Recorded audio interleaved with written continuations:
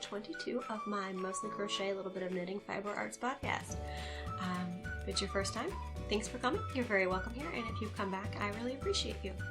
You can find everything that you need to know about me down below. I've linked all of my social media and whatnot, and I will also have a link to show notes for anything that I mentioned or talk about that I will link below from my blog. So you can find all that information there. I think that's a good starting spiel. I have lots to talk about today, and getting started is always the hardest part for me. Look, there's a cute owl. We'll talk about her in a minute. There's lots of owls. Episode 22. Let's go. A couple admin bits. The podcast turned 1, so that's exciting. You'd think I'd have this intro down. I'd also think that I know how to part my hair going on 30 years old, but I don't. So the podcast is 1. I feel like 22 episodes in a year is alright. It started out as a monthly-ish podcast, and now it's a every other week-ish podcast. So I'm happy about those numbers. And yeah, we've seen a lot of awesome growth, and there's a lot more faces here than I started out with, and I didn't start the YouTube channel expecting to podcast anyway, so all in all, that's been very exciting, and I have a mini giveaway. It's still a really good giveaway. A giveaway later on in the episode, so if you'd like to take part in that, stick around. And I'll be drawing some winners next time in episode 23. So, I don't think I said I'm coming to you from Connecticut, and today is maybe the 18th of November 2020, something like that. I'm always terrible at the dates, but it's 2020 still. Here we are. And the only other admin-ish thing that I wanted to mention or ask you guys is, are you interested in me doing something sort of like Vlogmas? If you're not familiar, a lot of podcasters do, they call it Vlogmas, and it's like the 25 days leading up to Christmas usually, I think, or maybe the whole month of December. I'm not really sure. I haven't watched a ton of them, to be quite honest. But like vlog style footage of like families making Christmas cookies and cutting down Christmas trees and what you're knitting on in December and that sort of thing, I think. I am not personally going to commit to doing them daily because that just seems like a lot. And I want to be able to enjoy stuff separate from the internet. Hopefully that makes sense to you guys. I do like sharing what I'm making and doing, but I also like keeping my life not on the internet. And we make a really big effort to keep my daughter pretty much off the internet. Not her physically being on the internet, but her presence appearing on the internet. And I would like to keep her first Christmas that she's really going to remember kind of a, not private, but her own special thing. I don't feel like it needs to be on the internet. But that being said, I would like to do some sort of Vlogmas, so I'm thinking maybe a weekly, probably on Sunday, maybe Saturday. I'll still keep doing the podcast, I think, or Friday videos, but I was thinking Sunday for the Sundays in Advent, so leading up to Christmas and then into January, so that would be like 4 or 5 vlog type videos. More casual, more behind the scenes type stuff, maybe some looks into designing and, vloggy stuff. What I do with my life. So if you're interested in that, let me know. It would still probably be pretty quick videos, but it seems like it would be fun to do. I haven't done a lot of vlogging other than at events or like going somewhere, so vlogging myself in my house seems a little intimidating, but if that's something you guys would be into, let me know and I will consider a vlogmasing. Only other thing I need to tell you is I got new glasses. They're almost exactly the same as my old glasses. They may be slightly, mine were like straight rectangles and these point down a little more. And they have tiny dots on the side. Other than that, they're essentially the same glasses. I tried on so many pairs and I really wanted to rock like a round pair, like circular, and no, just look terrible on me. Every single one of them. Wireframes, tortoiseshell, colored, clear. I tried them all. They looked awful. And I have a child-size head, so glasses in general are hard. But yeah, I got new glasses, in case you need to know that. Kind of wearing them on the podcast because I want to see how I look in them. I feel like they look too big on my face, quite honestly, and they were the smallest I could find. And what I'm wearing, I'll tell you that too. This is my One Skein Wonder Cowl Light. It is a pattern of mine. It is fingering weight. One Skein. and it can be found free on my blog and in my shops, which are all linked down below. And the sweater is a modified version of, can't even see the ribbing, Meg Made with Love's homegirl sweater. Hers is way more oversized. Mine is not that oversized on me. And instead of doing crocheted ribbings, I picked up and did knit ribbings, but it is a crochet sweater. And I believe it is free on her blog as well, if you are interested in such a sweater in your life. I really like it. It's one of my most worn items. All of that being said, admin-wise, we'll get to the giveaway later on, and I'm going to jump into some finished objects, because they're, actually no, lying, just kidding. I'm going to jump into designs, because I usually do those first. But there's a lot to talk about today. A lot. So design-wise, new design first. I'll just remind you, Herrington Marla Day, which is a cowl, is currently with my tech editor, so it's been totally tested, and Tech Editor has it now, and I'm hoping to release it on November 30th, which is Cyber Monday. And I may also do a Cyber Monday pattern sale, so for all the patterns, stay tuned. But there's going to be a marled fingering / sport weight version, and then a heavy DK light worsted version. The solid version, DK worsted, will be available on my blog for free, and then both will be available in my shops as well. So those are coming very, very soon. New designs. I am incredibly excited about this one. I keep getting distracted by the owl looking at me. We'll talk about her later, but she's just really cute, so I'm going to leave her there and take a little sip of tea.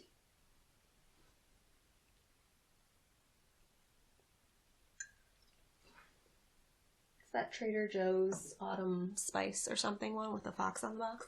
Love it. Fox on the box. Okay. So this is my next design. I think I showed the yarn. Maybe I didn't show the yarn last time. I think I showed it in the live that I did, which, by the way, I felt super awkward doing, and I don't think I'm very good at lives, so I don't know if there'll be a lot more of those in the future. I was struggling. Hopefully you enjoyed it. But yeah, I think I showed the yarn then. I'll pop in a picture of them before I caked them up for you, but this is in collaboration with Megs & Co. Yarns. I believe she's Megs & Co. Yarn Boutique on Instagram, but we'll make sure she's linked in the show notes as well. I have worked with Meg as a tester before for a couple of my patterns, and she has a lot of my patterns as samples for her yarns in her shop, so we've interacted a bunch on Instagram, and she had mentioned wanting to collab at some point, so I had been looking at a lot of dyers for a while for this, for this wrap idea. It's kind of like a large scarf, but we're calling it a wrap because large scarf is a not catchy name. But I had been looking at a lot of dyers who had mini skeins, and specifically mini skeins in a rainbow spectrum. But also had some really dark charcoals and preferably blacks in their line of yarns. And I didn't want to have to like make somebody custom dye me like 9 entire new yarns. So I was looking for somebody that had basically those colors. And I found a lot of dyers that had rainbow mini skeins, because minis are super popular right now and rainbows are, you know, awesome. But there weren't a lot of dyers that I found that had really good dark colors to go with them.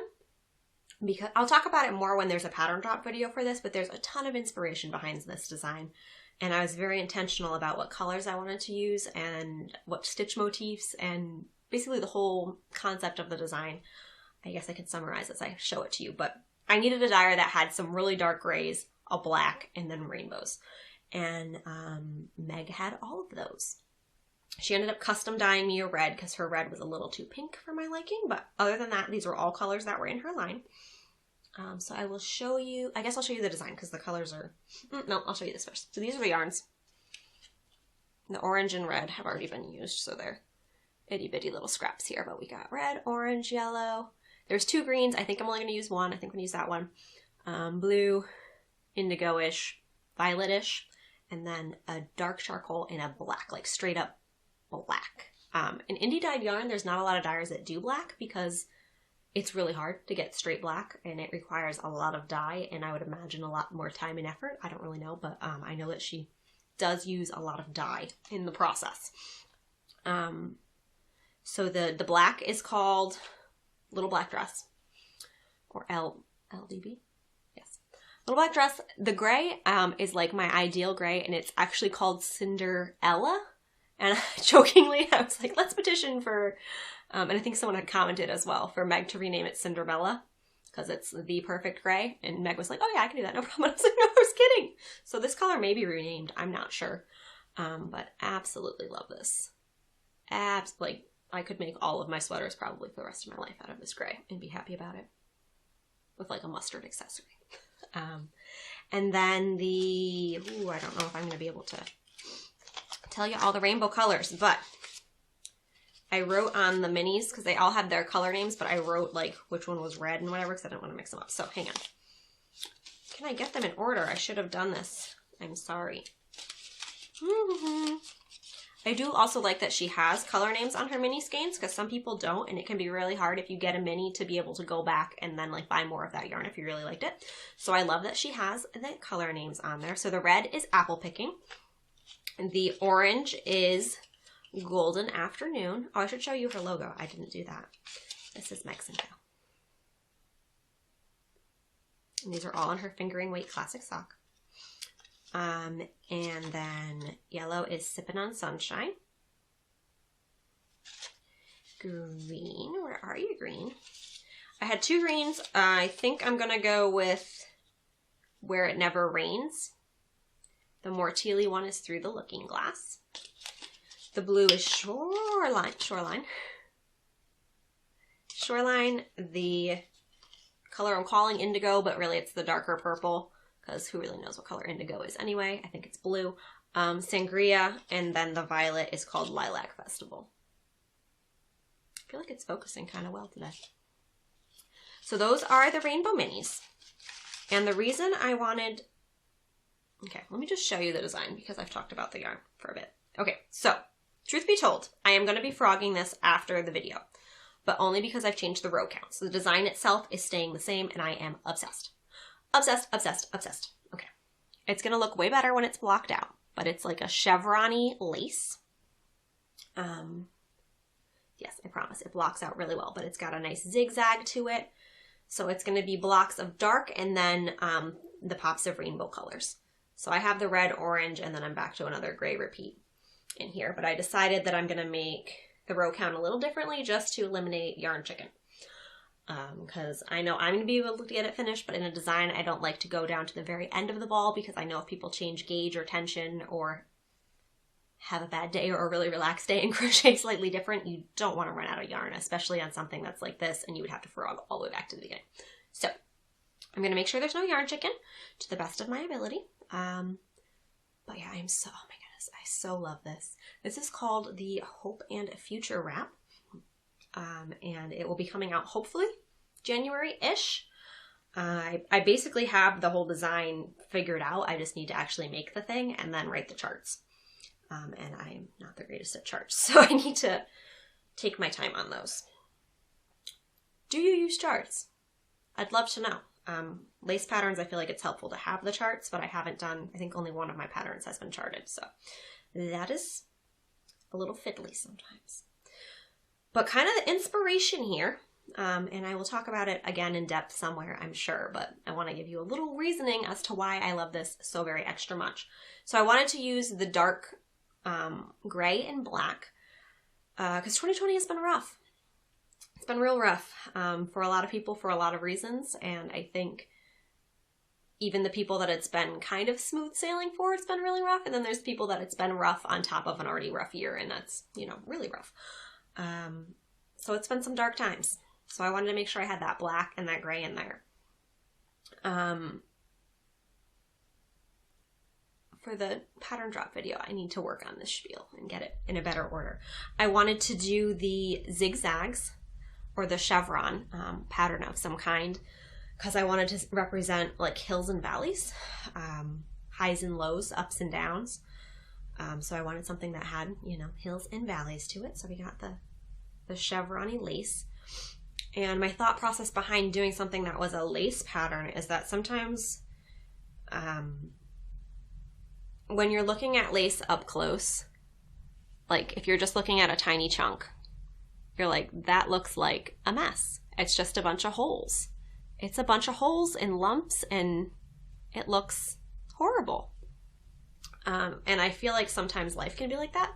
When you're looking at the season that you're in, or the moment that you're in, or the year that you're in, or the month, whatever it is, the time that you're in, and you're looking at it from where you are in it, it can be like, this is a bunch of holes. This is a bunch of mess. This is a bunch of tangles. This is so ugly.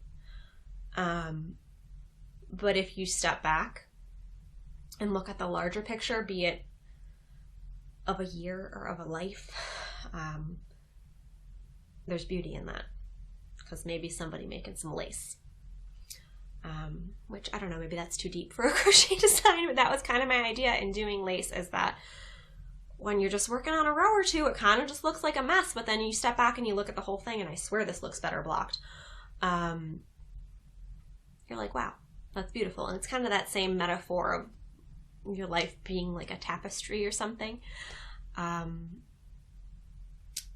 Yeah, so I wanted a greater divine plan, beautiful lace perspective in there as well. And the lace itself is not a hard stitch pattern, and it's very repetitive. So once you get it down, it's kind of potato chippy. Look at that red. It is slightly more pink than I'm used to, because I don't like pink at all, but I think it's really poppy and fun with the black and the gray. So then the thought with the rainbow in between the gray and the black, besides the fact that I love rainbow and gray and black, is I'm a Christian, and I believe in the promises of God, and that's what a rainbow represents to me. And I wanted to have that dispersed amongst the black, because even in the really dark bits, I'm still clinging to those promises and those pops of hopeful moments and choosing joy and that sort of thing. I wanted that to be in between the black bits. And you're like, oh, life is awesome. Oh, it's kind of dark, but God's still good kind of stuff. So that's my inspiration there. So it's going to have the full Roy G. Biv in between the black and the gray. And I'm hoping to be able to put tassels on the edges. And I'm really excited about this, guys. It's going to get a lot wider when I block it. The lace is going to be gorgeous. And yeah, I'm just clinging to the fact that even though 2020 has been just the ugliest, that I am still promised a hope and a future. So if that resonates with you, and I hope that it does, this pattern will be coming hopefully soon. I don't think I'll have it out by the end of the year. Originally, that was my timeline to kind of close out 2020, but I think it's going to be my first pattern of 2021 instead. I make my own timelines here. It's okay, guys. So that is the next design that I am working on. And the pullover pattern is still in testing and will be done in a couple weeks. So hopefully mid-December on that one. So that is the design segment. I have a lot of things piled here, so let me move that. Gonna take another sip of tea. Normally my show notes, which are down below, which is why I keep looking down at my knees, they're shoved in my tripod. Normally my show notes take up one page, like double spaced, and this is like single spaced, and I have a bazillion things I want to tell you. So I'm trying to make sure I go in the order that I actually wanted to, and that I actually tell you all the things. Okay, so as you can see, we have all of the owls and whatnot here. Since I last talked to you, my daughter's birthday happened. She turned 2. And yeah, we had just the owliest time. We had the opportunity to go to they call it a children's museum, but it's a local like children's center experience educational place. And they have like a zoo. They have a section of animals that have been rehabilitated but can't be released back into the wild that they're caring for. And some of them are like domesticated bunnies, and some of them are like more wild animals. And they had a barred owl, which we hear frequently from our house. They live around us. And yeah, so we were able to take my daughter to see this barred owl and in her little owl sweater for her birthday. And it was magnificent. She was kind of anticlimactic about it because she's 2. But yeah, she was really excited, and she was showing the owl, like her owl sweater, and like holding it out up to the glass. And it made it all worth it, guys. All that 4-stranded color work. So yeah, let me show you. I know I had showed you it mostly finished last time, but now it's blocked and glorious. And I also need to do a mini segment here. Someone had brought to my attention over on Instagram, somebody who watches the podcast, that the way that I've handled designs and designers with foreign names in the past had come across to her as kind of disrespectful. And by the way, she commented with like the most grace and kindness, and I really appreciate that.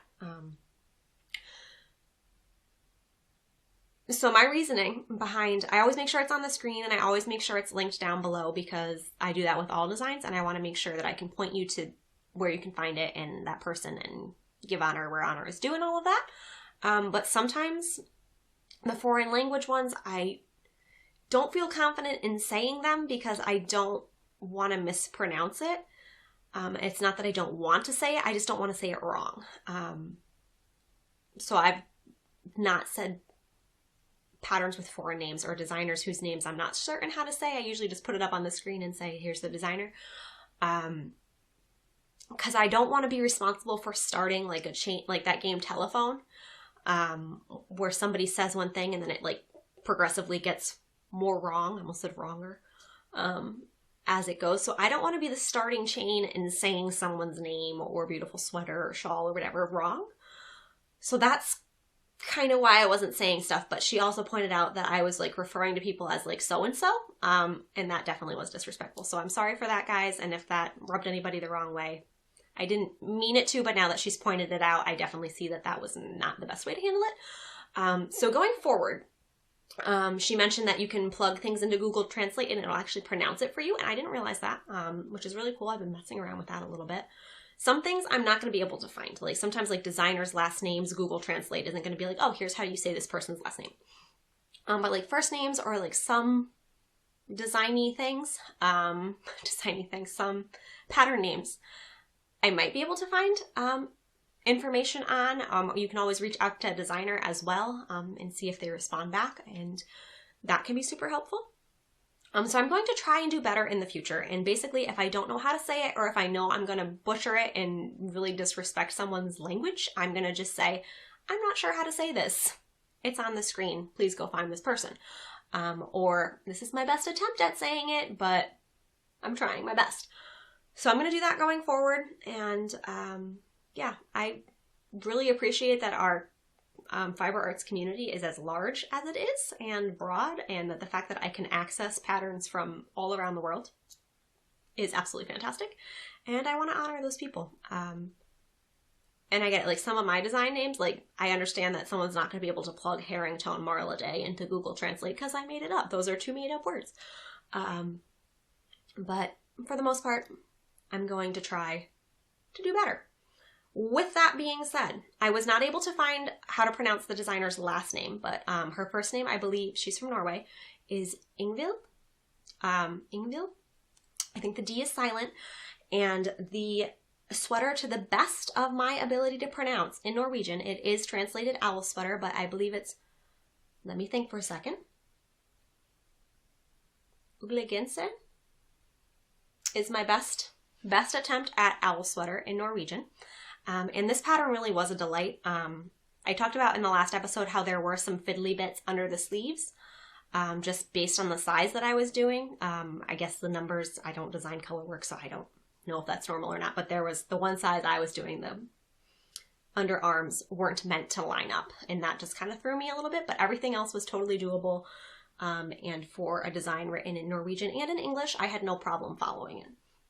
And I think it came out so darling, and it fits my daughter so well. I know I took a bunch of pictures of her, but if I can find one where I can crop her face out, I'll put it in here, because it's just so adorable on her. So good. I'm so glad she loves it. And honestly, like, my heart melted when she was like, here, owl, look at my owl sweater. It was so great. And yeah, she just wears it with a lot of pride. She wore it for her birthday. I mean, I put it on her. She doesn't pick out her own clothes yet, but she was just so happy to have a yellow owl sweater. We think yellow is her favorite color. She goes back and forth. She'll say yellow. Sometimes she says black, which, my kid, she's awesome. But yeah, yellow and black are top of my list too. So she was just so happy to have an owl sweater. And it's definitely got room to grow, and it's oversized now. And I love it, and it blocked out pretty well. Some of the owls still have quirky little eyes. And there's definitely some like rumpling up in here, but I love it. And yeah, it runs, I think it goes up to, I don't remember what size it goes up to, but it is baby to youth-ish size. So if you need an owl sweater in your life, highly recommend that you check this one out. So that is, I'm just going to show you a bunch of birthday makes at this point. I'll put that back over there. And then we'll get that lovely out of there as well. So this is, I don't think we named her. I think we're just calling her Owl because we call everything by its animal name at this point. And we have a whole clan. I don't know how many owls we own at this point. So many. Who knew there were so many owls in the world? But this I made out of Hobby Lobby Gopher Faux. Nope, that's Lion Brand. For the moment. All these fur name puns, guys. It's hard to keep track of. But yeah, this is an owl that I just completely made up. I showed you last time. She now has feet. I made little stuffed felt feet. I'm not sure if they're at all accurate for an owl, but I did my best. None of this is accurate. And then I gave her little bows on her little ear tufts. We'll talk about bows in a second, but they match some that I made for my daughter, and I love them. So yeah, she really loves the owl as well. And every present that she, oh, sorry owl.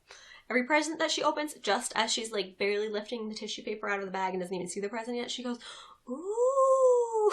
Like, she's really excited about presents. It took her several days to open all of her birthday presents because she just loves what she gets, and I like that about her.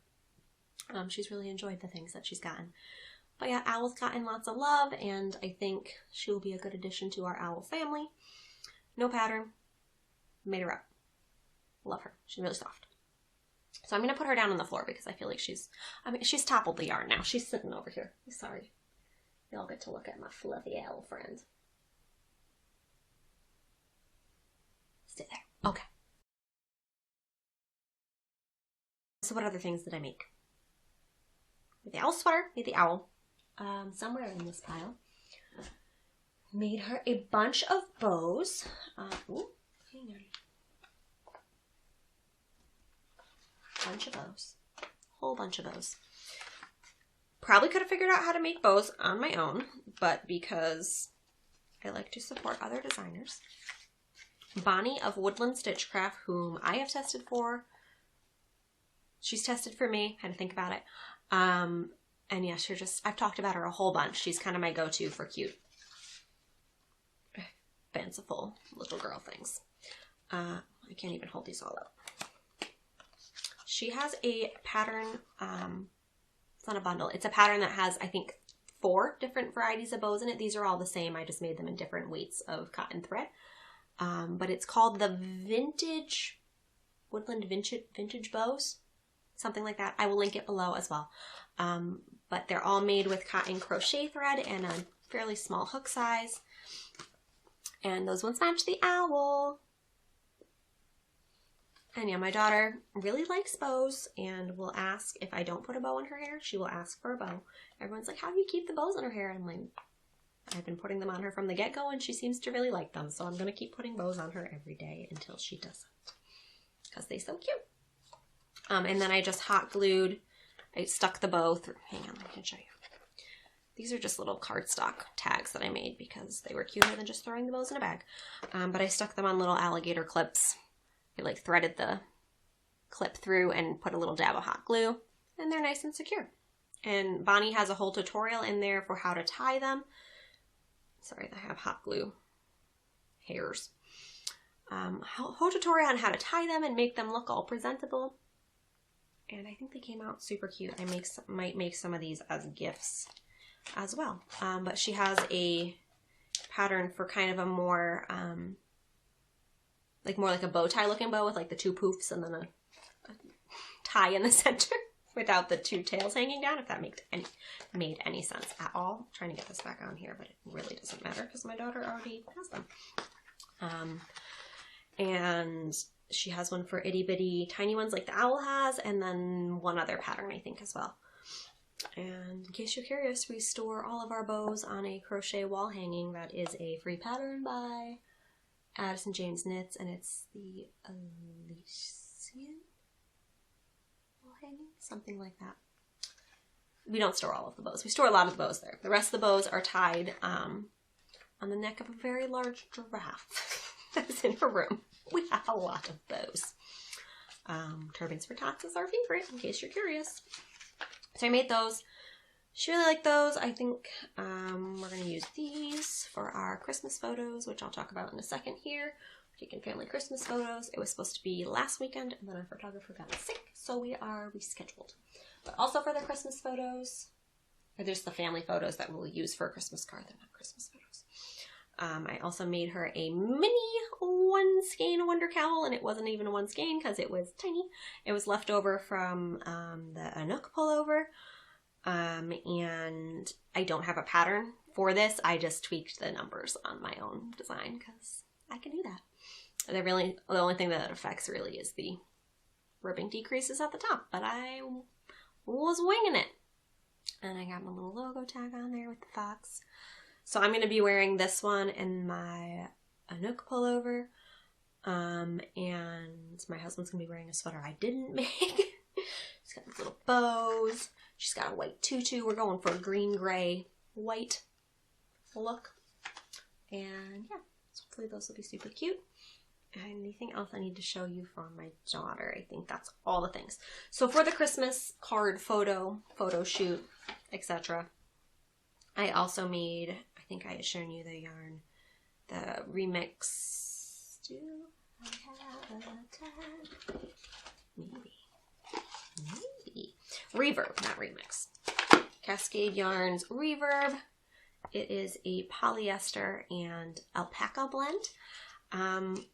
And I guess the recycled PET or recycled PET is made from recycled water bottles. I don't know what PET is, but I guess that's what that means.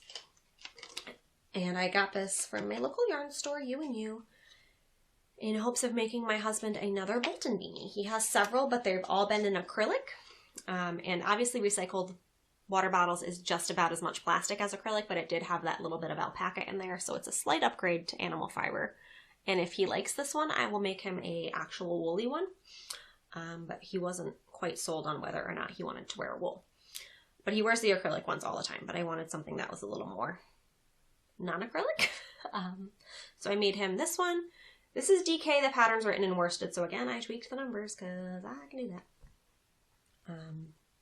It stretches out quite a bit to his head once he wears it, but it's fitted on him. But men's beanie, the pattern, it's way too big on me. The pattern has a slouchy version and a beanie version in both men's and women's sizing, if you are curious. It is my first pattern, so there are some things I want to go back and reformat. I have a whole bunch of patterns that I need to reformat so they match my new format, if that makes sense. Because I kind of have a spread of Bella got better at formatting and just branding.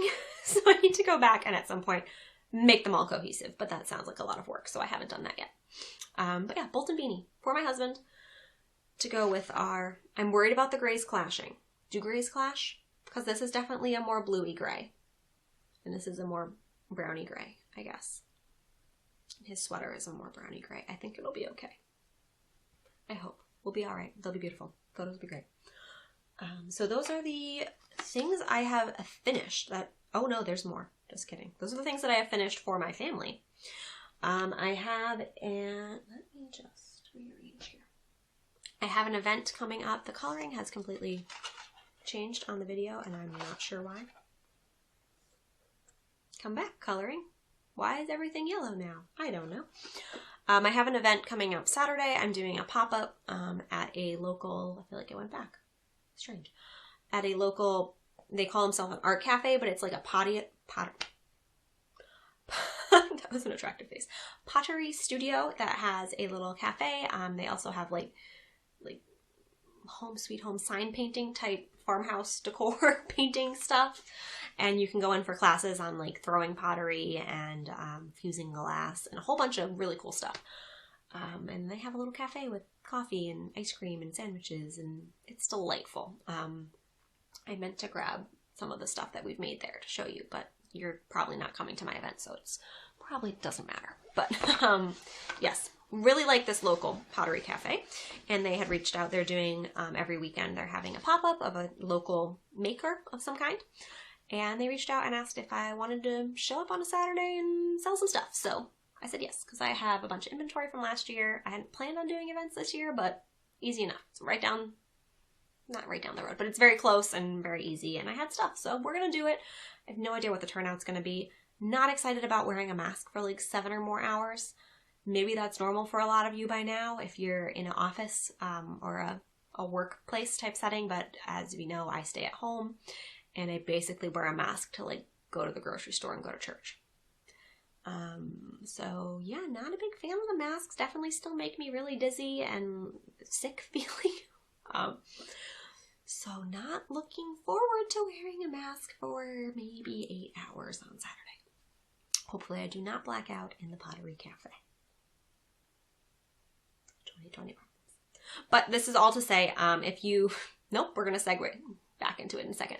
I did a video of how to set up for a market a couple weeks back. You can go find that. And I had one little spot on my table that I said I was going to make something smaller, like a little catch your eye at the checkout item. And 'tis the season to make crochet pumpkins. I am at the end of make crochet pumpkin season, but I decided to make a couple because it is the week before Thanksgiving, and hopefully pumpkins are a thing still. These are non-traditionally colored pumpkins.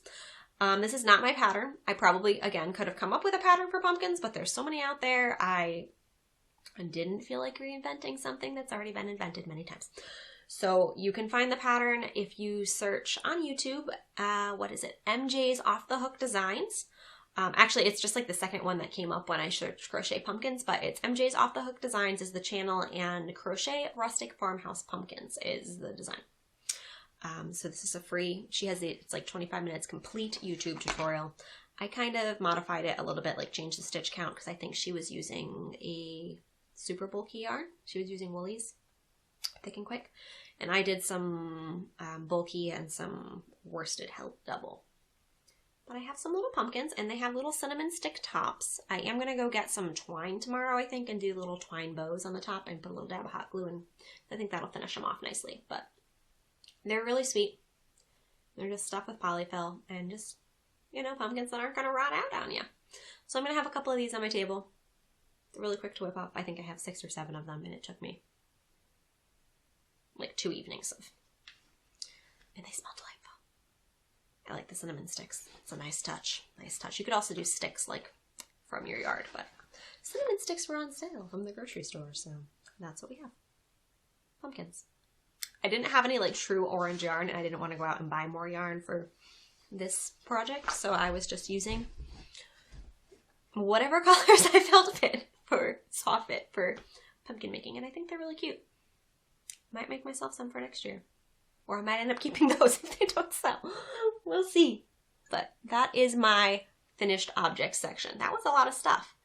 And I actually have a couple more things that are gifts that I can't talk about. So, a lot of stuff, guys. Pretty impressed with myself.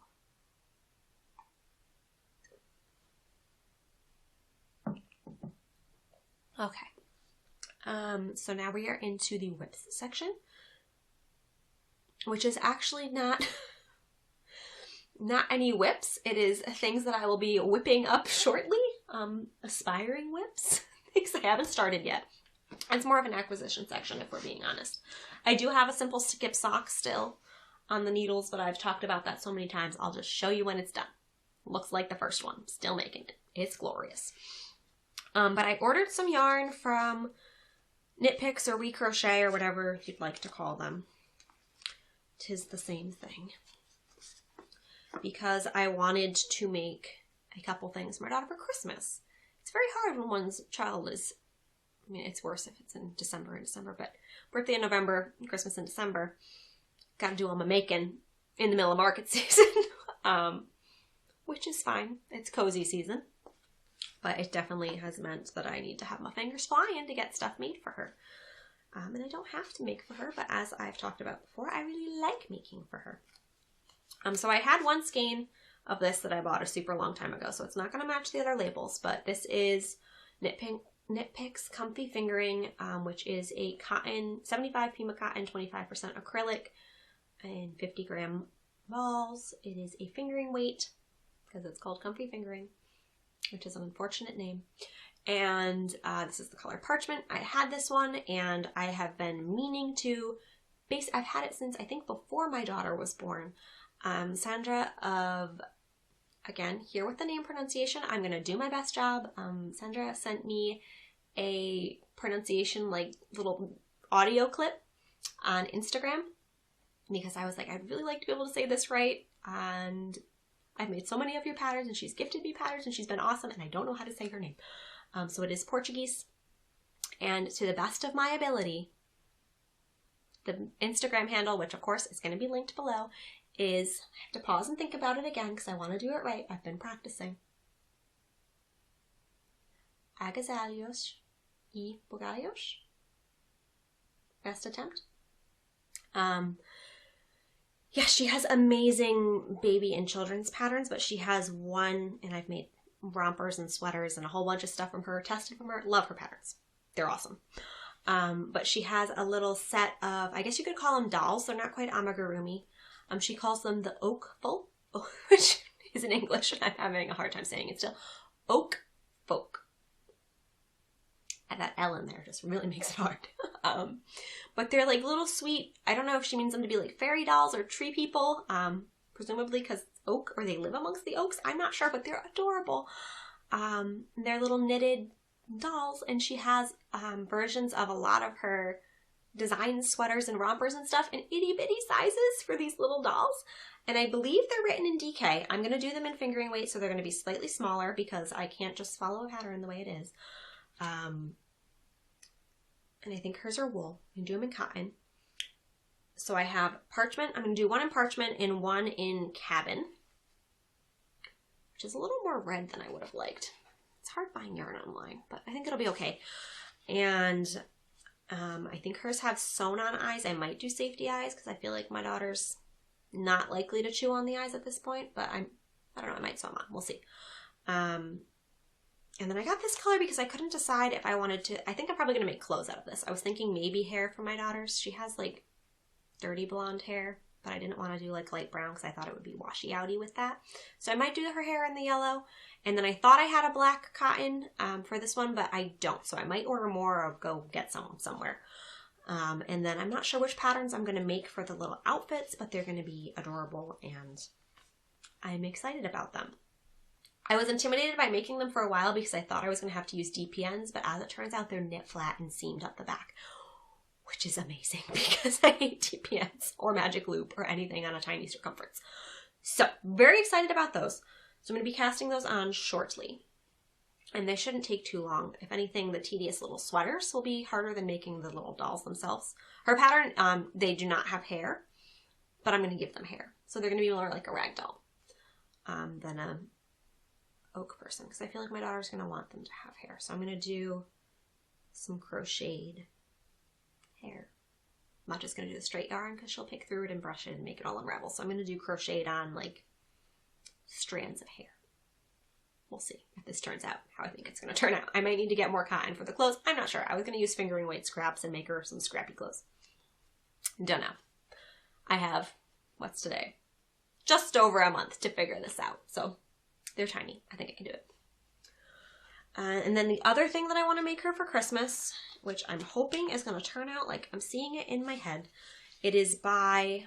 Oop, I wrote it on this page. Hang on. Let me turn your page on to get this right for you. This is by Telly Bean Knits. And it is the Light Right as Rainbow sweater. There must be a heavier version because it's not just the Right as Rainbow. This is worsted weight though, so maybe she has a bulky one. But basically it is a yoke sweater that has a rainbow top, a rainbow yoke. It's not made with self-striping, which is what this is. I think it's going to work. If not, I might have to do the yoke in gray and make the sleeves stripy or something, or make the bottom stripy. I'm not sure. There's going to be self-striping in there somewhere because I really like this rainbow yarn. I don't think they make this Felici in the sock yarn, this rainbow color.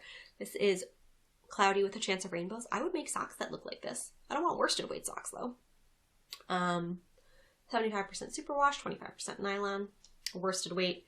And I think this is a new colorway. They have another brighter rainbow, but this one's like a little more muted. So I'm hoping the self-striping will work out okay distributed on the yoke. If the stripes are in weird places, we may have to rethink that. But the body of the sweater is going to be in swish, in worsted weight, squirrel heather. And this doesn't have nylon in it. This is just straight merino, superwash merino. So it'll all be washable. I don't think the nylon content will really matter in a sweater. I mean, it might make it a little more durable, but I think it'll be okay. My daughter's not really lacking in sweaters at this point, but I really like making them for her. So we're going to make another one for Christmas. And the one in the pattern has a rainbow yoke. And then the body's, I think, gray as well. And then it has like a colored button band, but I think I'm just going to do the button band in gray. We shall see. I need to get buttons too. I don't know. I'm hoping it works out. It's going to be something. She also has another pattern called sock arms or something like that that I've also bought. That's possibly a worsted weight as well. And then it has self-striping arms. But it looks like it's set in sleeves or seamed sleeves or something. It's not a raglan and it's not a yoke. So I kind of didn't want to deal with that. But if this doesn't work out, I might use the self-striping. I may need another ball of it. I'm not sure to do rainbow sleeves instead. One way or another, there's going to be a gray sweater with rainbows, and it's going to be green. So those are going to be soon to be whips. Hopefully I have both, or at least one of those projects started by next time I talk to you, because Christmas is coming and the goose is getting fat and all of that. No, there's no goose here. I think that's all the things that I wanted to show you for whips. Yes, I can't show you this other one. Yep, I think that'll do it for now. So those are the upcoming whips. I have one other acquisition / upcoming whip section, and then we'll get to the giveaway, okay? I feel like I've spent half of this podcast looking sideways into things. But I got a custom order for a One Skein Wonder Cowl, and it's another Connecticut maker.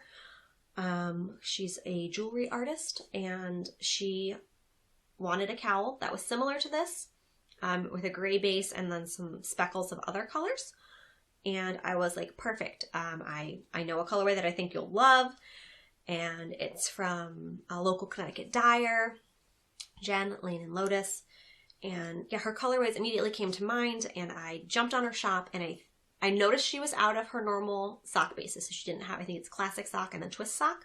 She didn't have either, but she had another one called chic sock, which is very hard to say.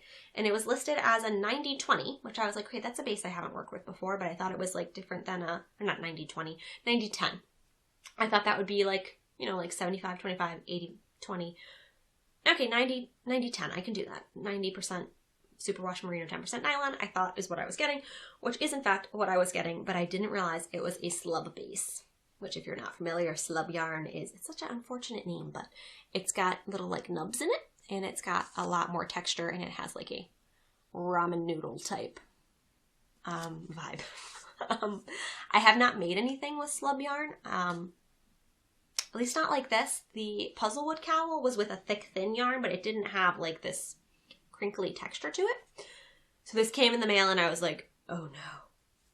It's beautiful, and I love it, but I knew that the person who had ordered it probably wasn't going to be super excited about that. So I sent her a picture, and I was like, here's what happened. How do you feel about this yarn? And she was like, nope. So Jen, God bless her soul, redyed a skein for me on her twist sock base, which is gorgeous. It's her favorite base of mine. In her colorway Harvest Moon. So it's the same color, it's a different base, and it's not slubby. So I now have this skein of slub yarn that if anyone has a suggestion for one skein of slub yarn in figuring weight, 437 yards, hit me up. Because I'm really not sure. First of all, I don't need another cowl. I'm not making socks out of this. It'll be lumpy. I thought about using it for the doll's hair. The ones I'm making my daughter, but I don't think she wants gray-haired dolls. Maybe she does. I don't know. I'm not sure what I'm doing with this. If anyone has suggestions, please send them my way, because I have no idea. But she re-dyed me in her normal twist sock, and you can see they're slightly different. This is perfection. This is what the customer wanted. So I'm going to work up my One Skein Wonder Cowl in this Harvest Moon, if I didn't say the colorway, by Lane and Lotus. And it was just so sweet of her to dye this up for me, because that's not usually how indie dyeing works. Usually you gotta shop the update, and if you miss it, you miss it. But I'm very grateful that she hooked me up with this, and now I can make the customer a cowl that they love. So that's my only custom order right now. And I think that's it. So, mini giveaway. To celebrate 1 year of the podcast, we have just a little something for my viewers, subscribers. So I will say, if you want to win, there's going to be a couple instructions I'm going to need you to pay attention to. Seeing that mug behind me is annoying me.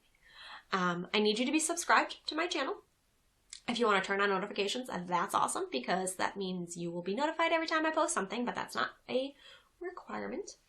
And the giveaway, I will ship free to anyone in the US. If you are outside of the US, you are more than welcome to enter, but we will have to discuss shipping, because stuff can get complicated there. So, and all you're going to have to do is leave a comment down below. I'll tell you what the prompt is in just a moment.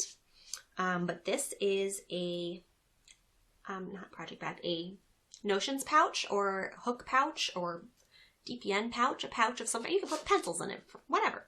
A pouch by Within Creative. Robin is a maker that I use her pouches for all of my project bags. And can I show you the tag? Within Creative. Robin is local as well, and I really love her pouches. They always have a fun little different lining. She's got cute colored zippers, and she had sent me a couple of these for the last giveaway and was like, give them away when you want. So we have this little pink and gray one. Some fun pops of colors. Love the yellow zipper. And then I have a couple stickers from a couple different makers. We have a Be a Nice Human. This is a holographic sticker pack that I have curated for you. Be a Nice Human from Block 21 prints, which we have sung the praises of over and over again here. Sarah is a local lino cut artist, and I love her and everything that she does. Block 21 prints, go follow her. So you get one holographic sticker. You're also going to get this holographic Love Yarn sticker from Treasure Goddess Yarns, Treasure Goddess Yarn, which is the dyer that I'm working with on the pullover design. I have this sticker in non-holographic version on my laptop. My phone says it's gonna die in a second, so I'm gonna have to do something about that. And then this is actually from the art cafe that I'm doing the pop-up at. You can't quarantine creativity. So that one's fun. And then I'm also gonna throw in for a while I was making stitch markers. I'm not actively making them now. I had a friend who was another Connecticut artist who was making the rolled paper beads. She has since moved on to other creative ventures, but this was Joha Designs, and she made really beautiful beads. These ones like remind me of like Lisa Frank. So I was getting the beads from her and then making the stitch markers. They have lobster claws, so they work in knit or crochet as a stitch marker or a progress keeper. A little set of 3 on gold findings. So I'm going to put those in, and you're going to get stitch markers, 3 stickers, and can I hold all 3 stickers right side up at the same time? You can't see them, but there they are. 3 stickers, a pouch, and some stitch markers. I'm going to go charge my phone for a second, and then I will tell you how you can win these things. Okay? Okay.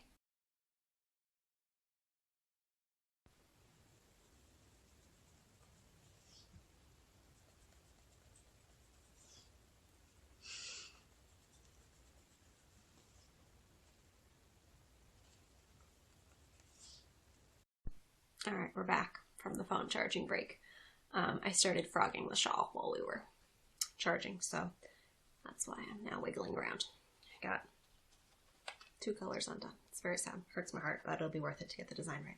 So anyway, if you would like to be entered into the giveaway, please be subscribed and then leave me a comment down below. I'm not good at specific questions, but something about what you're gift making or previous gift makes that have been a huge hit. What are your go-to gift makes? Who you're making for? Do you make for anyone? Are you making for yourself? Tell me something. Tis the season for giving, and I would just love to know, I guess, what you're hand making. Knitting, crocheting, sewing, hot gluing, macrameing, decoupaging, whatever crafty thing you're doing. I would love to know. There's a couple people in my life that I am making for, and I know that they will appreciate the makes a lot. I'm very conscious of who is knit-worthy and who is not. And I say knit-worthy because crochet-worthy doesn't sound as good, but fiber arts-worthy. But I would love to know if that's something that you're doing. I forgot to mention, too, I want to make stockings for us as well. We don't do Santa, but I still want to have stockings to hang up to put little trinkety things in. Maybe that's silly, but I'm going to crochet some stockings. So I forget who the pattern's by, but we'll talk about it when I make them. But yeah, who are you making for? What are you doing? And if you're just making for yourself, that's awesome too, because 2020, you need that self-care stuff. Make yourself something nice, okay? You have permission from me. So yeah, just leave me some kind of comment of really any kind, but I'd love to read those answers. So leave me some of that, and I will pick a winner in the next podcast 2 weeks from now, and I will announce it here. So if you want to know if you won, make sure you come back and watch that episode. And I think that's it. I'm just going to keep frogging my shawl here, or my wrap, my giant scarf. And yeah, I will talk to you guys soon. Thank you for being here, and I left you with a couple questions about a couple different things, so answer me down below. Stop in, say hi. I appreciate that you came and hung out for me for quite some time today. That was a long one. And yeah, I'm looking forward to talking to you in the next episode. I hope you have lots of yarn and lots of cozy beverages if that's what you're into this season. Oh no, we have hair caught in the there we go. Happy making, my friends. Thanks for coming. See you soon. Bye.